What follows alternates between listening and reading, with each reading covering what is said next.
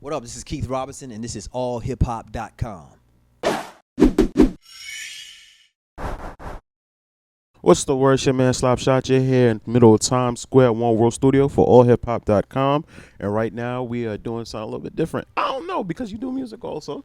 I mean, Absolutely. but I think people know you because you've had some great performances as an actor. But Mr. Keith Robinson, a man of many hats. Yeah. Good to see you, How you man. doing? No problem. So you told me like acting was not necessarily your first way to break into the entertainment industry. So can you give people a little bit of a synopsis of your journey, how you got to where we at? Yeah. Well, I grew up in Georgia, Yes, sir. and I actually, I got in an R&B group in high school, Mhm. and eventually went off to college, got another R&B group, and we actually ended up getting a record deal. Mm-hmm. And we left school early. We signed with Motown, and the deal was short-lived. Mm-hmm. And basically, long story short, we decided to get out of the deal Mm-hmm. and move out to LA to try to re-sign and come back to Atlanta in a year.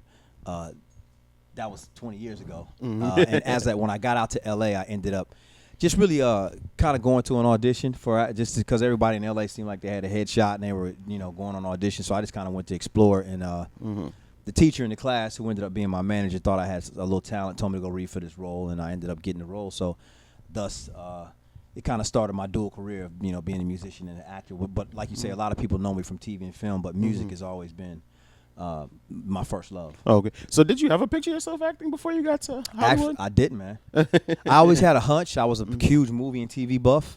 I feel like I could have done it, but I wasn't necessarily I wasn't focused on that at all, really. Even when I got my first gig, I looked at it as a way to pay for studio time. Okay. You know what I mean? So it kind of snowballed into that. But Okay. yeah, right place, right time type of thing. Got you. All right then. So from Georgia, I mean, you got a lot of soulful voices from Georgia, man. True. All right then. When I listen to your music, I get Kenny Lattimore vibes, classical R&B, more like classic R&B. I mean, you Kenny did your Lattimore, project. Okay. You had some bars though. I No heard doubt, some no bars. So we kept it hip hop. Shout out to my man Kenny. That's my guy though. Okay, got you. How would you necessarily, like, besides my interpretation of your music? Yeah. How would you explain to somebody your music that never heard a Keith Robinson record before? I would just call it universal soul. I mean, I'm a soul singer. I definitely am influenced by a lot of great vocalists like Stevie Wonder and Donny Hathaway and all those guys. But I grew up in the hip hop generation, so a lot of times my cadence, sometimes my subject matter, or the way I would approach a subject was a little more street, a little more edgy than the average. So I would call it a street soul, Euro soul, kind of, because I'm always never going to deviate from being a vocalist. But I'm always infusing hip hop as far as cadence and timing and subject matter into my music, as well as a lot of gospel influences and jazz and so forth. So I think it's a mixed gumbo, really. Okay, got you. Yeah. Okay, so you've done gospel before. I have done gospel. I have gospel songs. I have a song with Erica Campbell, as a matter of fact. Oh, okay. Yeah, Mary from Mary, Mary right? Mary. Okay, Yeah. got you. So, I mean, but isn't that usually like a conflict a little bit between like secular and It can gospel? be. It can be. It really depends on how you approach it. I mean, but I mean, love is love. We all got here the same way. Yeah. So it's really how you approach it, Yes, which is always I always keep in mind. So it can be. It depends on who you are and what you're saying, how you're saying it. Got you. All right then. And so, speaking of how we're saying it, the new single is Kama Sutra. Kama Sutra. Okay. Yes, sir. Okay. There's no running from that. That's definitely secular. It is. Well, you know what? Here's a twist. Kama Sutra is basically written about intimacy between you and your significant other. That's what I heard when And you said turn up the TV. So Yeah. turn up the TV so the kids don't hear. Put away I the was like, kid. Yeah, put away the kid. I actually used real married couples in the video, Oh, that's fine. which has never been done. So it really was promoting like monogamous, a deeper connection between you and your partner, and really you got a deeper connection whether it was good or bad during the quarantine because you were stuck with who you were stuck with. Yes, sir. So why not explore a deeper level of sexual energy because you got a little more time on your hands? That's Thus, fine. Kama Sutra. You know what I'm talking about? Yes, sir. All right. So available now. Available right now. You have the video out. The video's out right now. Okay, Yeah. got you. All right, man. So, with the success as far as acting, what makes you still want to dip your toe back into like the music? Because some people would have just been like, "Yo, man, I'm living Yeah. over here." Yeah. What makes you still want to give you that passion to do R&B? Well, I never left. I mean, I've been doing music the whole time. A lot of the movies and TV and films projects that I've been in, I've infused music in them. I've put music in them. I've scored some of them even. So I'm a two-sport athlete. I feel like I've never really stopped. Every scene has a rhythm. Every song has an element of drama. So I feel like it's another way of artistic expression. I put in my 10,000 hours. Okay. So I'm not finna stop. Yes, you know what sir. I mean? And I love making music. So even when I'm on a set, like right now, I'm out here in New York shooting a movie. I'm promoting the record. I'm in the studio with producers making songs. So it's just kind of a function of who I am. Okay. So me finding out that you sing, Right. I realized You now late, that man. was You late, by the way. I'm super You late. late. I'm super late. I know your talents as an actor. I'm super late. But me finding that out, I'm just going to go out on a limb and assume that was your voice on Dreamgirls. Absolutely. Absolutely. You know what? And really that question used to piss me off because I was like, man, y'all see me standing beside Beyonce. How can I be lip syncing? But a lot of people thought I was lip syncing. Even at the Oscars, we performed at the Oscars. And Yes. I thought right then that would dead it. People would be like, oh, okay, well, he's a vocalist. But I guess people were so used to seeing when they use actors, they line up lip sync because a lot of them. But I'm an actual vocalist, so it kind of worked out in that way. Yeah. So got you. So I mean, how did you come about that role? I mean, it was basically an audition, believe it or not. I mean, I was doing a show called Over There on FX, which is about the war in Iraq. And the audition came down the pipeline. They auditioned everybody, every R&B singer in the game, from John Legend to Marion the Tank. Okay, so they was only looking for singers. Well, no, they were looking for actors, and they were looking for great actors, great singers, really, and somebody who could dance too, as well, because we had a couple dance routines. So I had like 2.7 of the skill set. The dancing, you know, I'm cool. You give me a routine, I'll copy it. But, you know. But Usher was originally supposed to play the role, and it was a scheduling conflict, so it worked out for me. Kind of doors opened up, and I came in and I did the scenes, and then when I sang, that was right up my alley. So, it worked out. Got you. Yeah. So, all right then. So, what is it like working with that cast? Because it's like that is an all-star cast. And Dreamgirls? Yes. Oh, that was awesome, man. Yeah, it was. Did you? You've worked with legends. Chadwick Boseman. Yep. You co-starred alongside him. Yep. You also Jamie Foxx. I mean, and as a person who had no intentions of being an actor at a certain point, like, did you learn anything important from like these A-list actors? You know, people that Yeah, I'm always learning. I'm always absorbing stuff. I mean, I learned that I could do it, that I was on the same level talent-wise. You know what I mean? That was validating. Chadwick was a really hard worker, really focused guy. Jamie was a really down-to-earth, charismatic guy. So I'm a sponge. So I can learn from an extra. You know what I mean? So it was really no respective person. I'm always trying to learn something. So yeah, definitely you can learn just by being in the room, being around that energy. Gotcha. Yeah. So being that you are like that two-way athlete, would you ever try Broadway? Yes, I would. Yes, I would. It's on my bucket list. I actually had a couple opportunities. I almost did The Lion King back in the day, but I ended up doing a TV pilot. And then there was a couple other opportunities that didn't pan out because I had some conflicting projects. But Broadway is definitely on the bucket list. Okay, for sure. Got you. Which classics would you be able to see yourself in as of like right now? Which would be a dream role? You know, I mean, I'm not that well versed in that many Broadway shows like that, but. There was one with Harry Connick Jr. called The Sting that I was up for, which I was really excited about doing, which I would love to do if that ever came back around. And really, I'm open to it. Raising the Sun and all the classics. I'm down. Whatever's great material. I chase great material. So. Gotcha. Yeah. All right. So with R&B, I think we're at a stage where a lot of people do say like R&B isn't necessarily what's going on the radios and things of that nature, right? What's your opinion on like today's R&B? I think it's coming back around. I think for a long time it was treated like almost like jazz, like it's stepchild for a while. I mean, after the 90s, it was like it was all hip hop. It was all. I think now because of the state of the mindset of people with quarantine, and I think it's a revival, a renaissance of love and connection. So I feel like it's in a good place. It's on the upswing with artists like Bruno Mars that are topping the charts and kind of pop R&B, and a lot of artists like that are kind of opening the pathway. And then radio, I think, is not. It's a great, but it's not such a heavily influence anymore as social media now. So you're able to really choose what you want to hear, and then when and R&B translates really great to live shows, which I think people are really that's what excited about. We missed that. I mean, cause like I think with rap and then with hip hop, you got to have a great live show for it to be a good live show. Copy. Like with R&B, a voice could just. Voice can own the room. A voice by itself. Yes, a voice can own the room. So I mean, so we don't get that too much. You can't do that when you're a rapper. You can't. It just sounds like you're just going over your own lyrics. You understand what I'm saying? You got to come with some tricks. Yeah, you see what I'm saying? Got to have some pyros. Yeah. So you understand? Exactly. Some booty dash. all of that, all of that, in order to make it correct. But I mean, like when a Whitney Houston stops and just sings, like the whole everybody perks up. Yeah, perks up. Yeah, shut it down. See what I'm saying? Yeah. So, what is a live show with you like? I would like to say the same thing. Yeah. I mean, a lot of energy, a lot of connection. I think me being an actor, it helps a lot when it comes to. That's the only reason why I ever went to a acting class, was to help with my stage presence. Oh, for real? Yeah. Wow. Okay.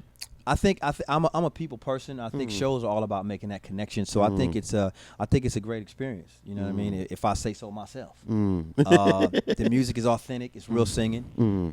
It's real compositions. It's real songs. So I feel like it's a real experience. Well, I feel like I'm kind of like the cat that you grew up to next door. That your grandma let come on. That your daughter might want to holler at. Your cool with. Facts.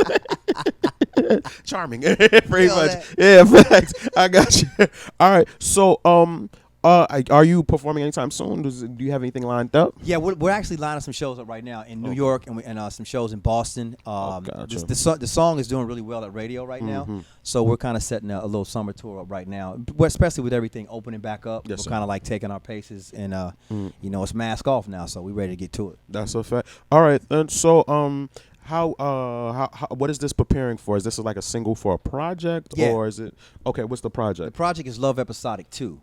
Love Episodic. Okay, 1, that's the first one. I was listening. Love Episodic. That's the one. Yeah, that's the one I was listening to. This is the part 2 version, which I wrote this entire album during the quarantine. Okay. So Kama Sutra is the first single off of it, and I'm excited for people to get to it, to hear it, man. What's the writing process in quarantine? It was pretty heavy because it was plenty of material. Yes, you can turn the TV on. Mm-hmm. A lot of it was ripped from the headlines. I mean, I had a son during the quarantine, which was crazy. Thank you, man. So I wrote a song about that. Of course, I wrote a song about Black Boy Joy, which is about us brothers murdering us in the streets and what was going on with that. Kama Sutra was about the love connection. Get Up was about the mind state, that people were kind of an encouraging, uplifting record I wrote about, just kind of staying on your grind even though wasn't nothing happening in the streets. Yes. So every song was influenced about things that I was going through, experiencing, or seeing during the quarantine. So actually, for a creative, it was probably one of the most creative times I would think that we'll ever get a chance to see, because I don't think we'll ever see again the world shut down. Yes. So this album would be like a time capsule of that point in time. Yes, it Your would. son could probably listen to it like 20 years from now and realize what we was going through. I actually put his heartbeat in the song, sonogram. That's dope. So so it's one of those for sure. Okay, I got you. All right, then. What was your experience like during the quarantine? Now that we're out of it, I think people could like now share like experiences and stories. I mean, it was a lot. It was kind of crazy. It was great. It was dark and it was light. It was light because, like I say, my son showed up. Yes, sir. It was scary because every time you leave the house, you wanted to make sure you weren't bringing nothing back to him. And then you kind of just not knowing what was going on. I was shooting a show called Saints and Sinners, which is on Hulu and Bounce. Okay. That got pushed to, so there's a lot of uncertainty. So you had to find things to really gravitate towards and hold on to, which was really just yourself and really getting your mind right and just kind of organizing your grind and kind of I call it the Great Reset. You know what I mean? You had to press reset and really prioritize what was important and how you going to get to this bag once they open the door back up. That's a fact. So as an entertainer, was it a scary time because your money is like in like groups of people? Yeah, and it things comes of in that you know what? As an entertainer, you get. I think we were the most. I would say we were more used to that, the uncertainty than regulars, than civilians, because we lived that life. My whole life has been like, I don't know where my next gig coming from, but I know it's coming. So you kind of live on faith. So you see people panicking, like who was up in these skyscrapers with jobs and desks and they were gone. But for us, it was like, I mean, this is what we do. This is one of those like bad years. We stable with being for a fact. Yes. So for the mindset, it wasn't as shocking, you know what I mean? But just seeing the headlines every day and seeing this virus and seeing the bodies was crazy though. Especially in New York, man. I was praying for y'all. Oh, yeah. It was a lot. Yeah, I had it last year, man. That thing is not fun, dude. It's not fun. You caught it? Yeah, last year, man, in July. It's almost a year now. Whoa. Yeah, man. So it was a lot. But as far as for you, how do you think? What do you want to progress in the most at this point? Is it like, I mean, you already had the head start as far as like the great acting and stuff of that nature, or is it like, damn, I want to shift into like Grammys and things of that nature? Well, I don't know if it's a shift. It's a goal. I mean, you know, I want to do it all. I would love to have a Grammy, a book in. I would love to have an Oscar book in. I just want to make great art, move the people, create time capsules, create great bodies of work that people can feed off of, and my family can eat off of. Really. That's my super objective as an artist, is just to keep the crowd moving, be it on the screen or on the stage. Gotcha. All right, then, who's your favorite director to work with at this point? Favorite director? Let me think. Probably Bill Condon from Dreamgirls. Yes, sir. You know, he's an Oscar-winning director, and he just has a real sense of how to calm the ship, because it was a huge production, big $85 million budget movie. Yes. And he's super calm. And he knows. Does that like, the bigger the budget, is it like the more pressure on the set? Does the set feel that? I think there's pressure in different ways. I mean, there wasn't really pressure, I don't think, with the cast, because we know we had to do it. We had the gig. But I think, you know, you don't want to mess that up. You know what I'm saying? You don't want to. There's everybody's like, you know, this is real money here, so we don't want to mess up in any way. In whatever your job was, everybody was really up to do their part. Okay. You know, they throw you the ball, you need to. You score. You got it done. Do something with that, bro. Yeah, layup. No Bruce Brown. I mean, I don't know if you watched the Nets. But, you know, the Nets. Bruce Brown in the last shot. Okay, yeah, I'm still annoyed about that. I got you. Yeah. You know what? I don't want to relive Bruce this. had a good game, though. Them last two shots. It was. Anyway, reliving it. This is very traumatic. But okay then. So now for you, after this, what are we looking at, man? Because you're on the set, you're shooting a new movie. Right. I don't know if you want to plug it yet, or you. The movie's called Redemption at Cherry Hill, but I can't really talk about it yet. Yeah, okay. They got me sworn to secrecy on that one. But Christmas movie comes out this year. There's Saints and Sinners, which is on TV right now on Bounce and Hulu. I finished a movie called the Mahalia Jackson story. I'm a part of with. Ledisi plays Mahalia Jackson. Columbus Short plays Martin Luther King. Okay. I play Thomas Dorsey. It's like the father of gospel music. And the new album, which is what I'm really excited about, because I feel like this time around people will really get a dose of who I am as a musician. The first album is kind of like people are like, oh, I didn't even know you had an album kind of thing. So Kama Sutra is doing really well. So I'm really excited about people seeing the full body of work. That's dope. All right, then when is the movie, the Mahalia Jackson story? When is that coming out? Can you? It comes out at the end of the year. Okay. I don't think they have a specific date just yet. So, but fourth quarter. But fourth quarter. Okay. But as soon as I know, I'll let y'all know. That's for a fact. All right, then. So before I get you out of here, can I have your top 5 favorite R&B singers? Like top 5 that are alive R&B singers. That are alive, current, or just overall? I said dead or alive. DOA. Dead or alive. DOA. We got to go with Stevie. We got to go with Donnie. Let me go with I gotta go with Joe. Marvin. Okay. Michael Jackson. That's 5. That's a dope 5, man. That was fire. It's a dope 5. Yes, if I do say so. Right now, in no particular order. Yeah, fact. Right now, can you count Prince as an R&B? Can't we count him as R&B? Who, Prince? Would you count him as an R&B singer? That's definitely R&B. Yeah, it seems like it's too small for Prince. Prince is just everywhere. Yeah. I love Prince. If I Was Your Girlfriend, that's my shit still. That's your shit? That's my shit. That's what you get dressed in. Yeah. Let me see. What do Let's Get Crazy, probably. Yeah, I was listening to that. But yeah, man, I appreciate you, man. Can you please plug Love Episodic? When is it coming out? How we can find it? Kama Sutra is out right now. It's available on all digital platforms. It's on the radio. It's on Pandora. Thumbs up when you hear it. The album Love Episodic 2 will be out at the end of the summer. And that's what it is. I'm Keith Robinson. Love is love. That's a fact. Slap shot you. I want to say something smooth as him, but he's a singer. You understand what I'm saying? Once again, we're in the middle of Times Square at One World Studio, AllHipHop.com, and we out. Holla.